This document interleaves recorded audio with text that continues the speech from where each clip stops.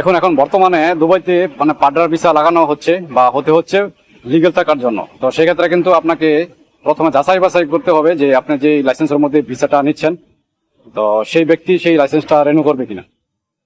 আর যদি রেনু না করে ওই লাইসেন্স, তাহলে কিন্তু ওই লাইসেন্সের ইমিগ্রেশন কার্ডটা ব্লক হয়ে যায়। তারপরে কিন্তু আপনি এই পার্টনার ভিসা কিন্তু ক্যান্সেল করতে পারবেন না।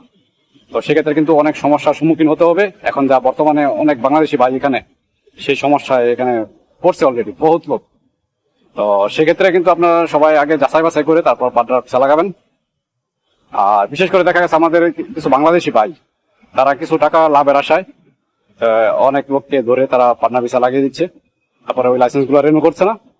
তো রেনুর সময় হইলে বা লাইসেন্সের যে ভিসা আছে ওই ভিসা শেষ হলে তারপরে তাদেরকে আর মানে খুঁজেই পাচ্ছে না।